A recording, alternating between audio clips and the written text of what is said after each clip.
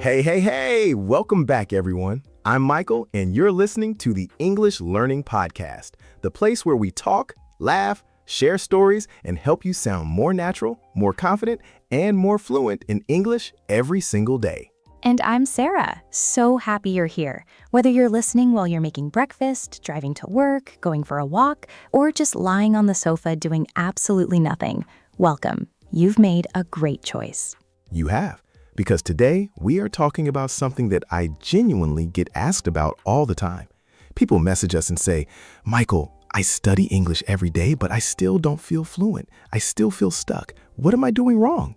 Oh, I hear that so much too. And honestly, it's one of the most relatable feelings ever. You study vocabulary, you take grammar lessons, you watch videos, and then someone speaks to you naturally and fast, and your brain just freezes.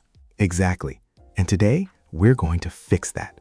We're going to talk about 5 simple daily habits that will actually improve your English fluency. Not overnight, but in a real, sustainable, life-changing way.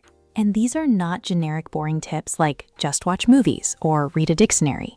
These are real, specific habits that you can start today, right now, even after this episode. So stay with us until the end, because each habit builds on the previous one. And trust me, by the end of this conversation, you're going to feel motivated, inspired, and ready to go. Let's do this.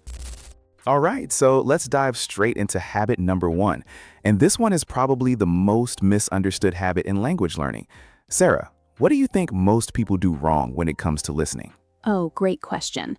I think, and I say this from personal experience because I've learned languages too, most people treat listening like a test. Like they put on a podcast or a show and they're sitting there thinking, okay, did I understand every word? Did I miss something? I didn't understand that sentence. Let me rewind. Yes, they're listening with anxiety, not with relaxation, and that's the problem. Exactly. And when you listen with anxiety, your brain is in stress mode, and your brain doesn't absorb language well under stress. It's actually a neuroscience thing. It really is. There's a concept called comprehensible input, and it was made famous by a linguist named Stephen Krashen.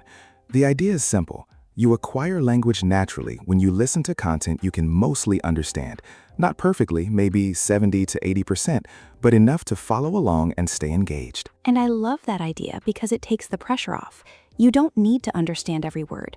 You need to understand enough to keep going. Right. So the daily habit here is this. Every single day, spend at least 20 to 30 minutes doing what we call immersive listening. That means you put on English audio, a podcast, a show, a YouTube video, and you just listen. You don't pause every 2 seconds. You don't look up every word. You just let the language wash over you. I love that phrase, let the language wash over you. It's such a beautiful way to think about it. Like, imagine you're standing under a waterfall. You don't try to grab each individual drop of water. You just stand there and let it flow. That's a great metaphor, Sara. And the key here is consistency. 20 minutes every day is 100 times better than 2 hours once a week. Totally. And can I add something here? Because I think this is important. Please. When you're doing immersive listening, choose content you actually enjoy. Don't force yourself to listen to boring business English or formal academic lectures if that's not your thing. If you love cooking, listen to cooking podcasts in English. If you love sports, listen to sports commentary. If you love true crime stories, which, let's be honest, a lot of people do, Guilty. then listen to true crime podcasts. Because when you enjoy the content, your brain stays engaged, and that's when real learning happens. Absolutely. So to summarize habit number 1, immersive listening. 20 to 30 minutes daily. Choose content you enjoy. Don't stress about understanding every word. Just listen and let your brain do the work. And the more you do it, the more you'll notice that your ear is getting sharper. Words you used to miss will suddenly start to pop out. It's a really satisfying feeling. It is. It's like one day you just understand something you never understood before, and you think, wait, did I just understand that? And the answer is yes. Yes, you did. Okay, habit number 2. And I want to warn people, this one might sound a little strange at first. It does. But just hear us out, because this habit has genuinely changed my life and the lives of so many language learners. All right, Michael, what's habit number 2? Talk to yourself out loud in English. Okay, so I'm going to be honest with you, our listeners. The first time someone told me to do this, I thought, that's ridiculous, I'll look crazy. And then I tried it, and it completely changed the way I speak. Because here's the thing, Most people's problem with speaking isn't vocabulary. They know plenty of words. Their problem is that when they open their mouth, everything disappears. It's like their brain just goes blank. The classic freeze moment. I've been there. We all have. And the reason this happens is that we only practice English in high-pressure situations, in class, in an exam, in a conversation with a native speaker. And in those moments, the stakes feel high, so we get nervous, and nerves kill fluency. So the solution is to practice speaking in a low-pressure environment first, which is your own head, or, well, out loud when you're alone. Exactly. Here's what you do. When you wake up in the morning and you're brushing your teeth, narrate what you're doing, out loud, in English. I'm brushing my teeth. I'm going to make coffee. Today is going to be a good day. And it sounds silly, I know, but it's actually brilliant because you're training your mouth and your brain to work together in English. You're building what linguists call fluency pathways, the neural connections between thinking in English and speaking in English. And you can go further than that. Have imaginary conversations. Pretend you're on a podcast, like this one actually. Ooh, I like that. Pretend you're explaining your day to a friend, or imagine you're giving a speech, or you're ordering food at a restaurant, or having an argument, or making a complaint at a hotel. Make it real. Make it dramatic if you want. I used to do this in my car. I just drive and talk to myself for 20 minutes pretending I was doing a radio show. My neighbors must have thought I was completely unhinged. But it works, and there's no judgment. Nobody's listening. You can make mistakes, and you will make mistakes, and that's completely okay. Because mistakes when you're alone are practice. Mistakes in front of others are opportunities. But mistakes in silence, those are just missed chances. I love that. Mistakes in silence are missed chances. Someone write that down. So, habit number 2, talk to yourself every day. In the morning, in the shower, in the car, while cooking, while walking, narrate your life. Have imaginary conversations. Build those speaking muscles every single day. And you'll be shocked, genuinely shocked, at how much easier real conversations become when you've already been speaking English for 20 minutes before your first real conversation of the day. All right, habit number 3. And I love this one because it reframes the way you think about learning vocabulary. Ooh, tell me more. Most people, when they learn vocabulary, they learn single words. Today's word is ambitious, or today's word is significant. And they write it down, maybe memorize the definition, and move on. Which is fine, but it's not enough. Because in real conversations, we don't speak in single words. We speak in phrases, in chunks, in expressions. We say things like, it's easier said than done, or at the end of the day, or just to be clear, or honestly speaking. These are what we call collocations and set phrases, words that go together naturally, words that native speakers use without even thinking about it. Right. And if you only know individual words, you might technically know the right words, but put them together in a way that sounds unnatural. Give us an example, Michael. Sure. Let's say you want to say you're very tired. A language learner might say, I am very tired, which is grammatically correct. But a native speaker might say, I'm absolutely exhausted, or I'm running on empty, or I'm completely wiped out, or I'm dead on my feet. Oh, dead on my feet. I love that one. It's so vivid. Like you're literally standing up, but you're dead inside. Exactly. And running on empty, like a car with no gas left. So the habit here is become a phrase thief. When you're listening or reading in English and you hear or see a phrase that sounds natural, that sounds like something a real person would say, steal it. Write it down immediately. Don't just write the words, write the whole phrase. And even better, write the context. Where did you hear it? What was it about? And then use it. That's the most important step that people skip. They collect phrases in a notebook and never use them. And that's like buying a gym membership and never going to the gym. The language learning equivalent of the gym membership. The goal is to use each new phrase at least 3 times in different situations. In a sentence out loud, in a text to a friend, in your journal, in an imaginary conversation. 3 times is usually enough for your brain to start owning that phrase. I want to share some of my favorite everyday English phrases that I've personally stolen over the years. Can I do that? Please. Okay, so one of my favorites is bear in mind, as in bear in mind that the office is closed on Monday. It's so much more natural than saying remember or don't forget. Ooh, good one. Another one, it goes without saying. Like, it goes without saying that practice is important. It means something is so obvious it doesn't even need to be said, but you say it anyway, which is the funny part. I love that irony. You say something that goes without saying, and then you say it. Exactly. And one more, on the fence. Like, I'm on the fence about whether to accept that job offer. It means you can't decide. You're sitting right in the middle. These are brilliant. And notice, each of those phrases tells a little story. They're vivid, they paint a picture, and that's why native speakers love them. English is full of these little pictures. That's what makes it such a rich, expressive language. So habit number 3, steal phrases. Every day, collect at least 2 or 3 new natural English expressions or collocations. Write them down in context, and then use them out loud and writing in conversations. Make them yours. Become a phrase thief. A fluent, confident, well-spoken phrase thief. I want that on a t-shirt. Okay, we're on to habit number 4, and this is one that I know a lot of people resist at first. Because it involves writing?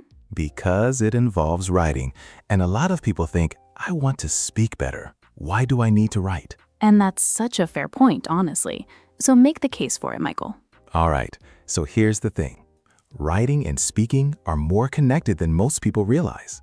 When you write, you're organizing your thoughts in English. You're making choices about vocabulary, about grammar, about expression. And all of those choices train your brain to think in English. Because writing slows you down, right? Speaking is fast, your mouth is going, and you don't have time to think. But writing gives you that pause, that space to actually reflect. Exactly. And here's the beautiful part. It doesn't have to be long.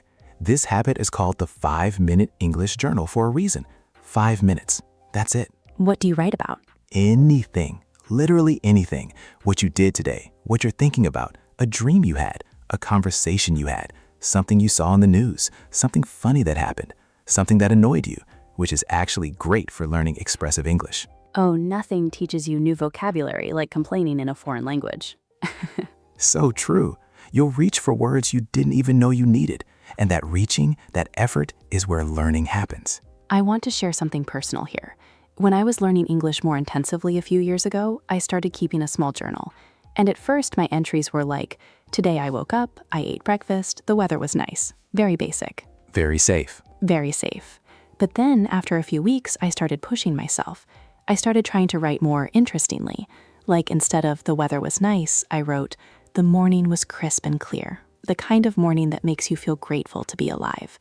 And I remember thinking, oh wow, I just wrote that in English. And that shift from writing safe and correct to writing expressive and alive, that's a huge turning point in fluency. It really is. Your writing starts to sound like you, like your personality. And that's when English stops feeling like a foreign language and starts feeling like yours. And here's a tip. Don't edit yourself too much while you're writing. Just let it flow. You can always go back and fix mistakes, but in the first draft, just write. Get your thoughts out in English without censoring yourself. That freedom is the whole point. And you can also use this journal to practice the phrases we talked about in Habit 3. Use your new stolen phrases in a sentence or two in your journal. That way you're reviewing them and practicing writing and thinking in English all at once. 3 habits in 1. That's value. That is serious value. So habit number 4, the 5-minute English journal. Write in English every day. Just 5 minutes. About anything. No pressure, no perfection. Just think in English and let it flow onto the page. And honestly, some days you'll write for 5 minutes, and some days you'll look up and realize it's been 30 minutes and you've written 2 pages. And on those days, you'll feel amazing. Okay, habit number 5, the final habit. And this one is, in my opinion, the most powerful technique for improving spoken fluency quickly. Oh, I know what this is. I'm excited. It's called shadowing, or shadow speaking. And if you've never heard of it, let me explain. Please, and for the listeners who are already familiar with shadowing, stick around because we're going to talk about how to do it correctly, which most people don't. Shadowing is a technique where you listen to a native English speaker and you speak along with them at the same time, like a shadow. You follow their voice, their rhythm, their pronunciation, their intonation, everything. And the key word here is at the same time. Not after, not pause and repeat, at the same time while they're speaking. And I know what you're thinking. That sounds impossible. I can't listen and speak at the same time. That's exactly what I thought the first time. I thought my brain was just going to explode. But here's the thing. It gets easier incredibly fast. Your brain adapts. And what happens is you stop translating. You stop thinking in your native language and then translating into English. You just speak. Because there's no time to translate. When you're shadowing, you have to be in English. Your brain has no choice but to operate in English. And that right there is what fluency feels like, that automatic, direct, no translation English that just flows out of your mouth. So how do you actually do it? Walk us through the steps. Okay, so step 1. Choose audio that is slightly challenging but not impossible. A podcast where you can understand maybe 70 to 80% is perfect. This podcast is actually great for shadowing, just saying. No bias there at all. None whatsoever. Step 2. Listen to a short segment first, maybe 20 to 30 seconds. Just listen. Get the feel of the rhythm, the emotion, the speed. Then what? Then play it again. And this time, speak along. Don't try to be perfect. Don't try to match every word. Just follow the voice. Even if you're a second behind, that's fine. Just keep going. Don't stop. And here's the important part that most people get wrong. Focus on rhythm and intonation first, not individual words. English has a very specific music to it. The way sentences rise and fall, the words that are stressed, the words that are swallowed or reduced. Exactly. In English, we don't say, I am going to the store. We say, I'm going to go to the store. The words blend and reduce. And that's what makes fast English hard to understand. And that's what shadowing teaches you to hear and replicate. Can I give a really good example of this? Because I think it helps to hear it. Go for it. Okay, so take this sentence. What are you going to do about it? In a formal, slow, careful pronunciation, you hear every word. What are you going to do about it? But in natural, fast English, it sounds like, what are you going to do about it? Almost like one word. And when you're a learner and you hear, what are you going to do about it for the first time, your brain has no idea what it just heard, because nobody taught you that what are you becomes what are you. Shadowing fixes that. It trains your ear and your mouth at the same time. Simultaneously, that's the power. And you can shadow anything. Podcasts, YouTube videos, TV shows, movies, audiobooks, anything with clear, natural speech. And do it every day for at least 10 to 15 minutes. Even 10 minutes of focused shadowing every day will change the way you sound in English within a few weeks. I've seen it happen with so many learners. The transformation is real, and it's fast. So habit number 5, shadow speaking. Every day, 10 to 15 minutes, pick audio you enjoy. Listen once, then speak along. Focus on rhythm, intonation, and natural flow, not perfection. Not perfection, progress. Okay, before we wrap up and do our interactive practice, let's quickly recap these 5 habits, because they work together like a system. Yes, they do. They're not 5 random tips. They're 5 habits that build on each other. So, let's go through them. Habit 1, immersive listening. Every day, 20 to 30 minutes of relaxed, enjoyable English listening. No stress, no pausing every 5 seconds. Just absorb. Habit 2, talk to yourself out loud in English every day. Narrate your life. Have imaginary conversations. Build your speaking muscles when no one's watching. Habit 3, steal phrases. Collect 2 to 3 natural English expressions every day. Write them down in context, and most importantly, use them. Habit 4, the 5-minute English journal. Write in English every day. Just 5 minutes. No perfection required. Think in English. Let it flow. And habit 5, shadow speaking. 10 to 15 minutes every day. Listen, then speak along with a native speaker.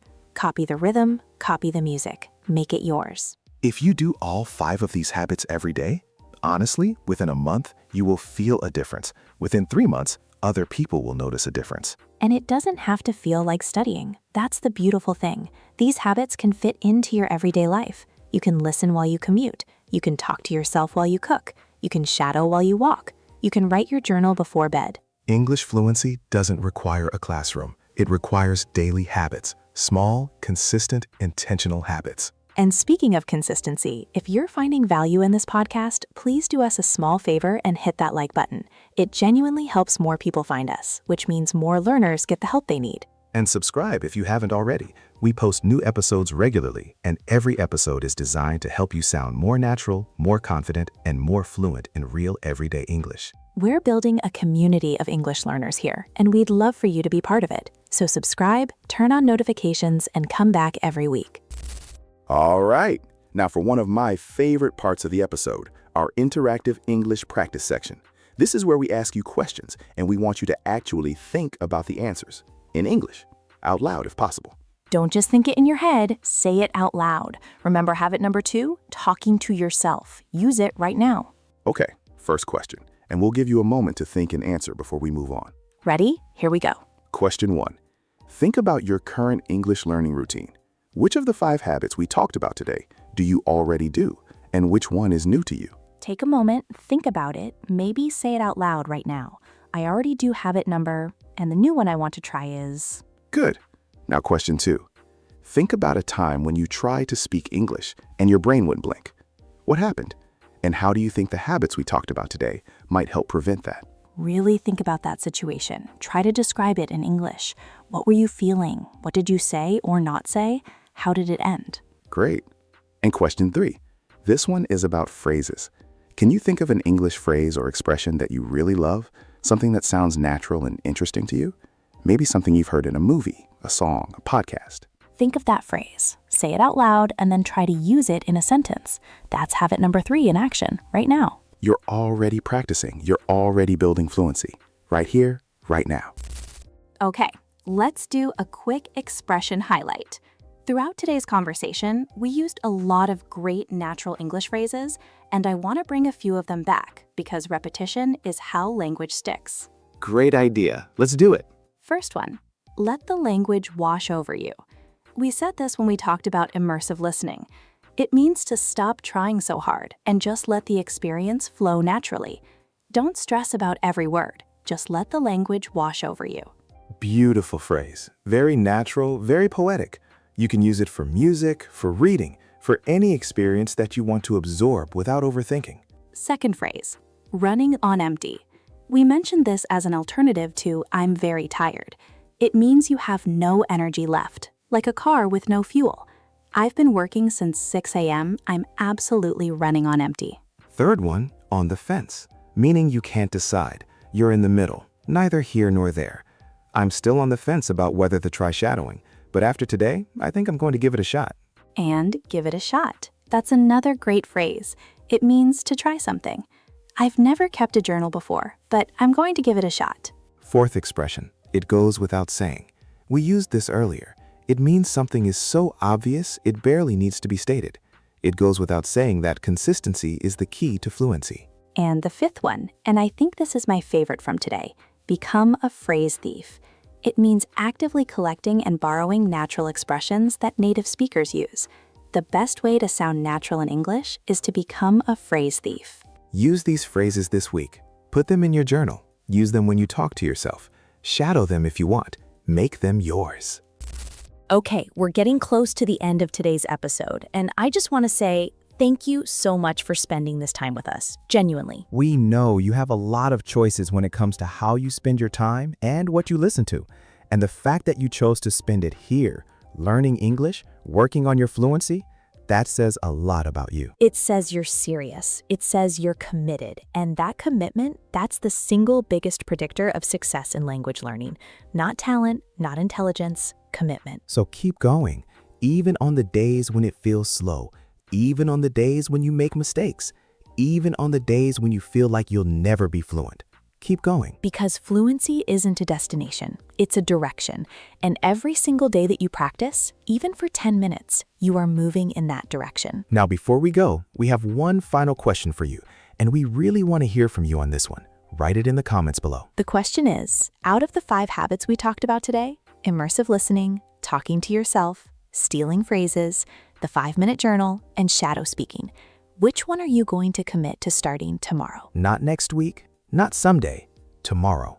Which one? Tell us in the comments. And if you want bonus points, tell us why. Tell us what you think is missing from your English learning routine right now. We read your comments, we respond, we genuinely want to know. And if this episode helped you, please share it with one friend who is also learning English. Just one, because you might be the reason that person finally feels motivated to keep going. That's a really powerful thing to do for someone. It really is. All right, that's all for today. I'm Michael. And I'm Sarah. And we will see you in the next episode. Until then, Keep listening, keep speaking, keep growing. Take care, everyone. bye.